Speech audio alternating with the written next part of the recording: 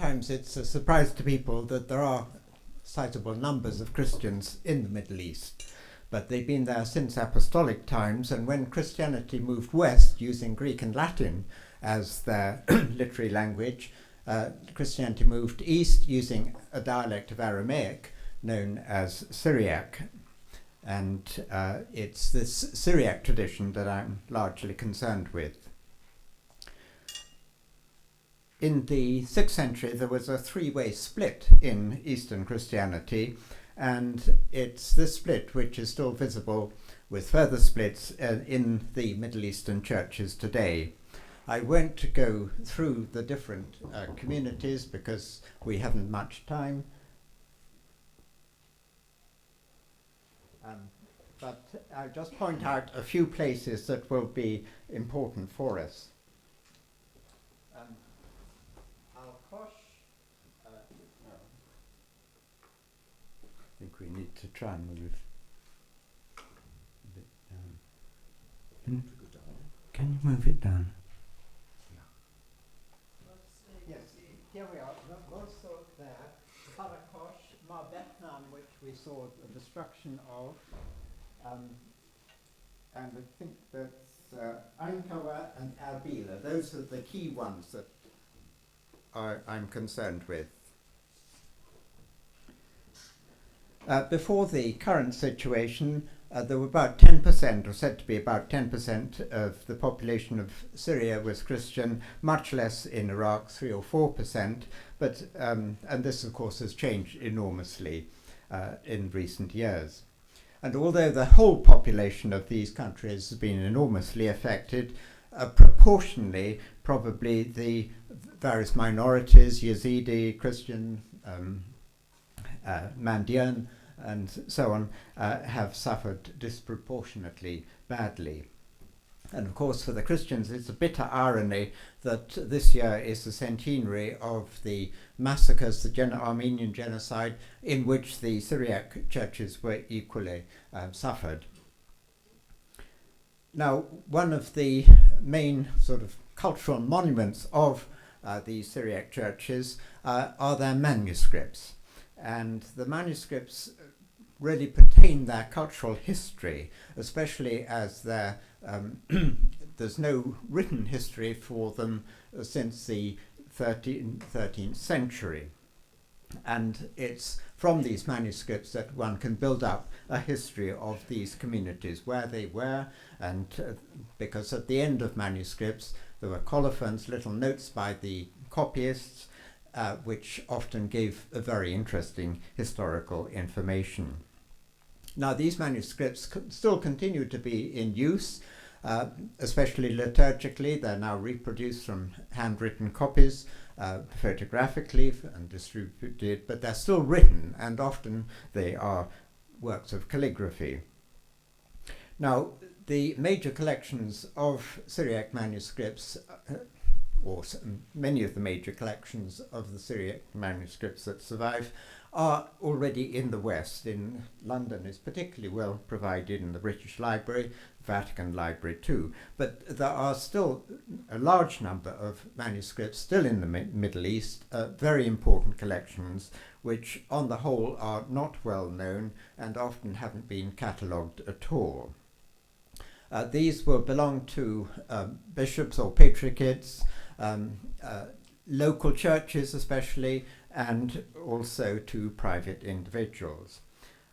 Mostly these are uncatalogued, but there has been some very good work at digitizing collections in recent years. The Hill Museum and Manuscript Library, based in Collegeville in America, has done some wonderful work, and likewise the Centre Numérique des Manuscrits Orientaux, which was largely started up by a Dominican priest in Mosul, Father Najeeb Mikhail. And some of the major collections in the Middle East have had to be moved several times. A very important collection from Al-Qosh was moved to Baghdad at the time of Saddam Hussein's sort of leveling of the Kurdish part of Iraq, and then much more recently, it had to be evacuated from Baghdad very quickly to Ankara, where it is. Ankara is just outside Erbil. And in the case of the Mosul collections, Mosul, which we've heard fell to ISIS in June last year, there must have been quite a number of Mosul collections of Syriac manuscripts in the different churches. I remember seeing a wonderful 8th century manuscript in 1972 in the Syrian Orthodox bishopric. What has happened to that, heaven knows. In the case of one or two collections, through the foresight of this Father Najeeb, the manuscripts have not only been rescued, about 2,000 manuscripts were rescued by him and digitized. And these were first taken, the manuscripts first taken to Qaraqosh, and then ISIS took over Qaraqosh, and just in time they managed to get the manuscripts to Ankara, where they are at the moment. Now, a great tribute to Father Najeeb's work is an exhibition that's just been on in Paris, and there's a wonderful catalogue which I received only yesterday, which, although it's partly devoted to centenary of the Dominican presence in the Middle East, it has a lot about his work. Now, my colleague Sebastien de Courtois knows much more about his work, and he will be showing some pictures too. So, hand over to you. Thank you very much.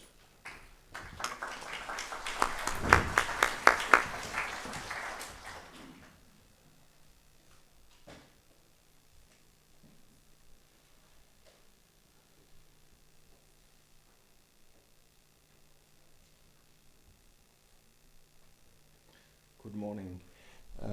This picture will stay with us a little bit. This is a view of the old city of Mosul from the Tigris River, and it was taken in 1971 by a Dominican friars that I know, Jean-Marie Mérigou, and I will show some pictures of him dating from this period. So it's a little bit, I would say, nostalgic now to see those pictures. I have to say that I'm kind of impressed to talk after such person and such talks. Mine will be a little bit different, and I hope you will find an interest in it. Ladies and gentlemen, dear colleagues, I'm here before you this morning principally to tell you about some of my recent stays in northern Iraq. Do you hear me well? Yes. I'm sorry for my accent. Being a resident of Istanbul for the last 5 years, I am covering this part of Middle East as a press journalist and radio, mainly for French newspapers. I also write essays as a traveler, especially about minorities, such as old Christian communities in its diversity. As a scholar, still in process, I am working from an anthropological point of view about the Syriac communities in the southeast of Turkey, in the region called Tur Abdin, that I'm sure you know, about which we have reflected with Professor Sebastian a little bit. I am in charge also of the preservation of an important mosaic in the monastery of Saint Gabriel in the same part of Turkey, eastern part of Turkey. This morning, my point of view is therefore that of a witness who is interested by history and by the present time in this part of the Middle East. This is a region, the frontier we're talking about, which dates back to the Sykes-Picot Agreement of 1916. I want to speak essentially of Syria and Iraq, a region that holds thousands of years of culture and is a key to several cultural universes, the worlds of the Arabs, Kurds, Turks, Turkmen, and Christians, Arameans, and a multiple of other groups, such as the Kurdish Yezidi. I also want to mention the forgotten presence of Jewish communities in what we today call Kurdistan. It's on this subject that I will show several images of the synagogue of Nabi Nahum at Al-Qosh, a place where I was last summer and the summer before. In August 2015, I found myself with a photographer crossing the Turkish-Iraqi border to cover the flight of the Yezidi communities of Sindjar and the Christians of the plain of Niniveh after the fall of Qaraqosh, the small city that Professor Brock just mentions, in the vicinity of Mosul. These two communities were designated in the religious minority eradication project of the so-called Islamic State. Above all, the Yezidi communities, was remarked to me by Monsignor Haban, the Chaldean Bishop of Duhok, frequently did not even have the opportunity to convert. The men were systematically killed and the women were reduced into slavery. Many testimonies gathered by the United Nations at Erbil are a proof. Even if religious violence is not new in the Middle East, what seems to me to be an interesting addition to the conflicts that are gathering around us is a very specific attention brought to the destruction of history through its monuments. We've seen the drama of Palmyra and Nineveh on our screens. We saw it this morning also. We know less about the willful destruction of 18 mausoleums of the Yezidis located in the vicinity of Sindjar, a mountain sacred for them, of the destruction of many churches at Mosul. We saw a little bit of that. Of the transformation of the Church of St. Thomas in Mosul into a prison and a torture center. The libraries that have been burned, I think of the one of the Dominicans, and the destruction of the mosque, both Sunni and Shia. The most important monument in this category was the Great Mosque of Mosul, which was on a mound that sheltered, according to the legend, the tomb of the Old Testament prophet Jonas. It must not be forgotten. Here is a few pictures, but I will go fast because we saw them already.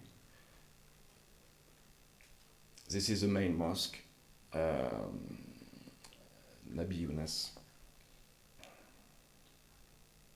And this is the old city of Mosul, and this is an entrance of a small church. I think it's St. Thomas, but I'm not really sure about that. And this is the library. It's an interesting picture, very rare, of the Dominicans Library, taken again in 1971. So this one has been destroyed. And I will leave that picture a little while so we can see the beautiness. I don't know if you see well. It's a wedding in a small Christian village in Kurdistan. This violence against history is organized by intelligent brains, people who know the past and who apply a precise program. The best thing to do in that prospect is to read their online magazine, where everything is explained. For instance, they know and they explain that Christians have been installed in Mesopotamia for centuries. They know that this earth has formed rich cultures, and it is this that they want to disrupt. "We finally found you," one of them said to a man in his 50s, Yezidis, I was interviewing and who escaped from the massacre of qosh. "We finally found you." This war is total in the sense that it attacks the roots of the cultures we are talking about. It's a rare in a modern day conflict to see such relentlessness, such a display of destructions of ruins, which are innocent by definition. This process seems to have begun in Afghanistan with the destruction of the Buddhas of Bamiyan in March 2001. Although of course, there was mutual destruction of places of worship during the Yugoslavian wars in the 90s, including the annihilation of several Serbian monasteries in Kosovo. But let's not stay too far from our subject. Technically speaking, and I will try to be short, I would like to underline 2 points. The first one is a difficulty to mention of the destruction of architectural heritage when people are being killed every day by bombs and terrorist attacks. The message does not always go over very well and ever angers some people. We have to be very careful of that aspect in our actions. We need to explain and explain over again. But this is an important idea. The idea of defending monuments and cultural heritage has bearers of hope and faith in the future. The second aspect will be our capacity to restrain or not our concerns about history in order to protect those monuments. The best example being Palmyra, which has been destroyed for me for 3 reasons. First of all, to harm the Syrian government. Palmyra was a vitrine of the regime. Secondly, to dismantle consciously the roots of Syrian history. And last but not least, and I think we are all responsible for that, and especially me as a journalist, and last but not least, to please the world's media. On this specific aspect, I would give my own little reaction when I was in Qaraqosh 2 summers ago, an important Christian village, while ISIS was still in the surroundings.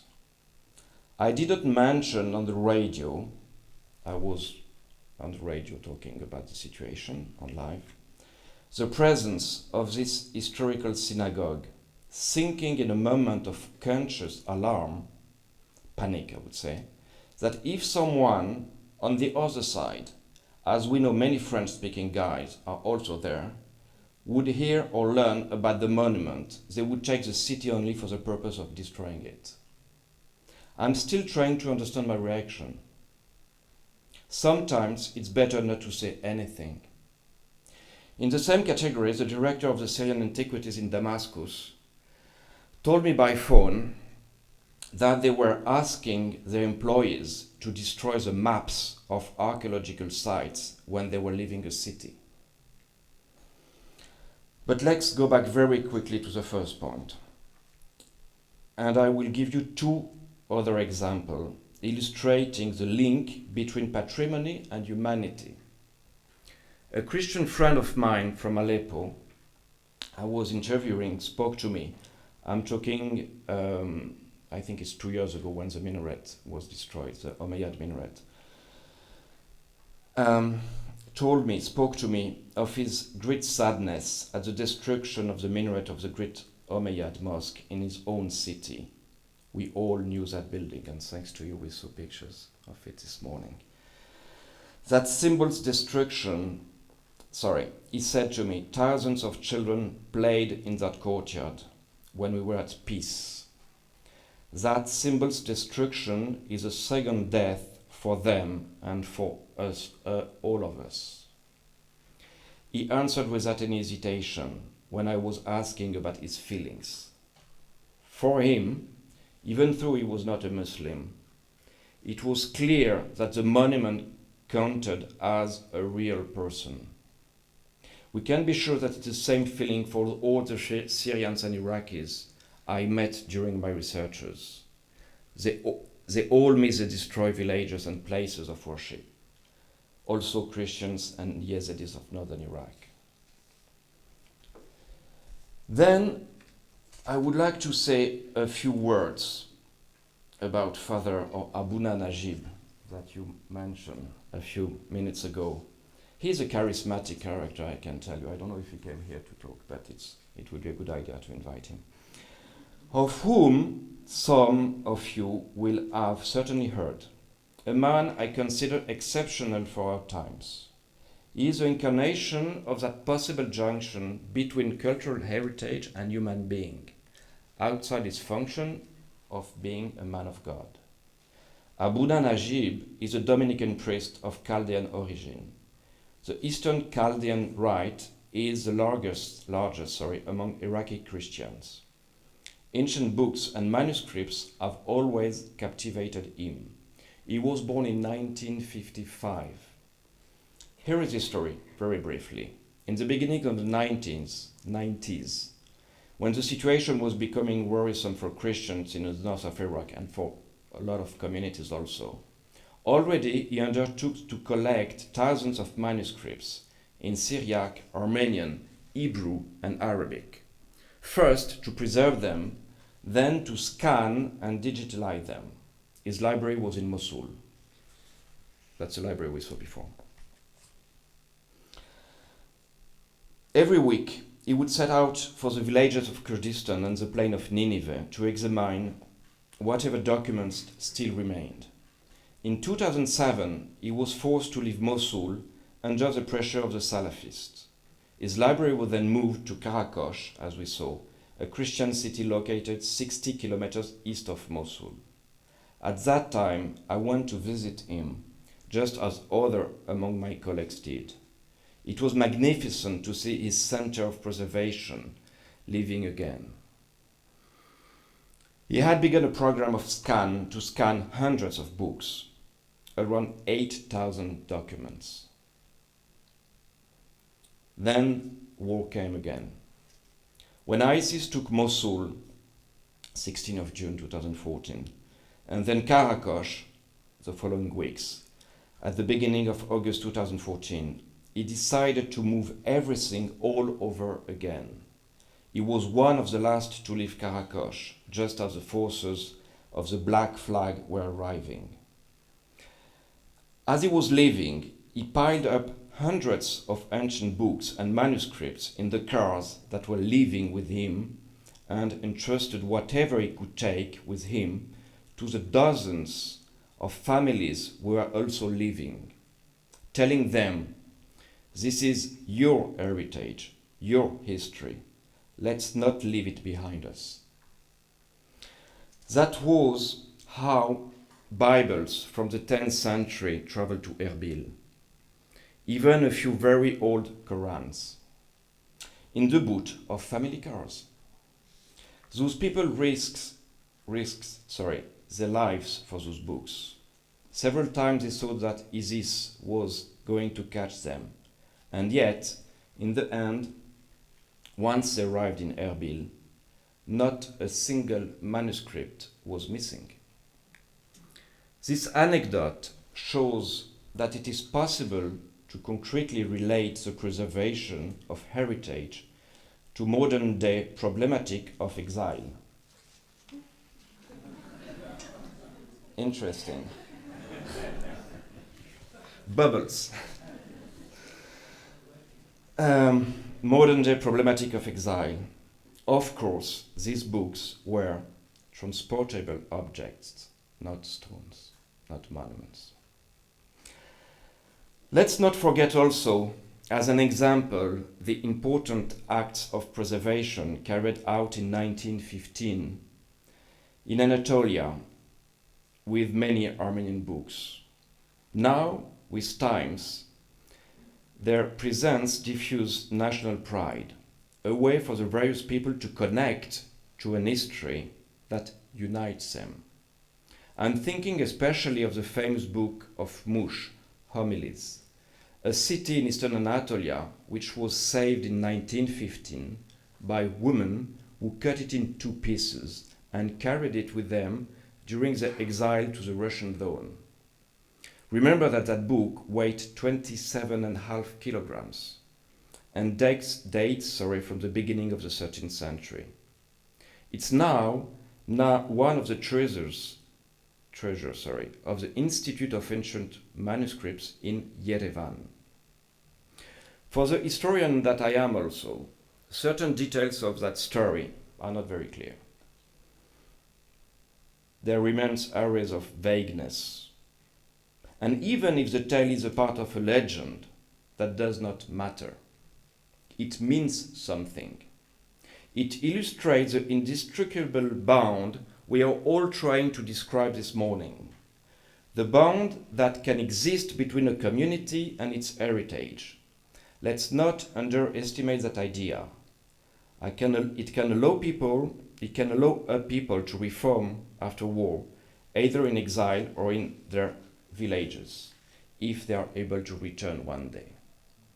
I'm thinking of the possibility to rebuild churches and Yazidi temples, but that's another story.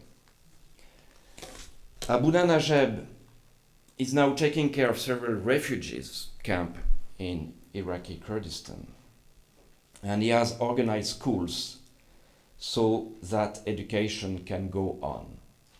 He's trying to mix communities together in the same building, Christians, Yezidi and Sunni people. Moreover, a large exhibit of those books was held in Paris last summer under the patronage of the French National Archives. An exhibit that it meant to travel to show that despair is not predestined. Then I will finish on that, a few words about Tur Abdin.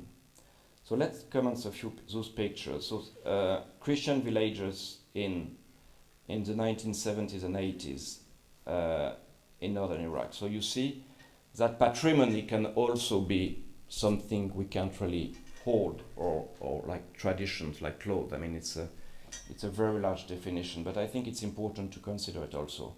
One of the Yezidi temple which has been destroyed, maybe the one that you showed this a few moments ago. Pictures showing that life. This is Qaraqosh last summer. And for me again, all that is part of heritage also, which we need to think to preserve, especially in the diaspora now, when they're going to come here in Western Europe. They need school, for instance, so they can still practice their own language, which is Syriac, an Aramaic language. So this is an interesting picture because this is Marmatai, Saint Mathieu, in the vicinity of Mosul. So apparently it has been freed by the Peshmerga, but I'm not really sure about that. It shows something which is very important because you see that the buildings are kind of new, restored. It means, equally with Tur Abdin, which is the southeast of Turkey, which is very close from this region. I mean, I'm talking a time with no borders, of course, of the Ottoman empires. That for the last 10 years, there was hope. So those churches, those local people, had the courage to invest in their own buildings. We can see it, of course, also that the restoration are too important, are also could be destructive, but this is from an archaeological point of view. It's not easy sometimes to say that, but sometimes when you restore too fast, you do some bad work also sometimes. Anyway, this is the path, so you can see it's mountainous, and we see the monastery over there. I'm very sorry for the... You see the monastery there? So it's very difficult to reach them, to go there, but they went there. This is another monastery near Al-Qosh, Raban Hormez, not in the mountains, but like this kind of monastery, like a few kilometers. And you see again that the walls are standing. There was a community living there until a year ago. In the same time, I'm so sorry. Okay. It's a little bit ridiculous, but it's important to see that this is in Tur Abdin, this is in southeastern Turkey, that you have a monk here who was born in Turkey, who went in Western Europe, in Denmark, I think, and now who is back in Turkey. He's back to live there as a monk. And he reopened a monastery here, Saint-Eugène, Mor Ogin, which is like 50, 60 kilometers to those places in northern Iraq. So of course they are aware of what one day what can happen to them. Okay, sorry. And this is Abuna Aho in a small monastery called Mor Yaqub on Mount Islo, which is a very beautiful place. And he looks very happy to be back. It was taken last June. But now I wouldn't go again there because there was a war starting the 24th of July against the Kurdish PKK in that zone. And again, those monasteries are right in the middle of the battle. And I'm finishing with that beautiful pictures of the synagogue of Qaraqosh I was referring to, and I will finish on that. It's a beautiful story because it's a synagogue in a Christian village. So the Chaldean community was taking care of that building since 1948 when they left northern Iraq. And it was a pilgrimage place for everyone, for the Muslim, for the Jewish people who were not coming but in the old days, and for Christian people also. As you can see, among very important and interesting Hebraic inscription, I don't know if you see them well, people were coming and leaving some, I would say, things on papers to have good wishes. This is a tomb of Nahum, I think. I don't want to say Nahum, the prophet of the Old Testament. And I'm going to finish on that beautiful picture. It's not the destruction are not by war, by this present war. The destruction is also the result another war, which is war of I would say ignorance and silence, because nobody wants to take care of that building. Thank you very much for your attention.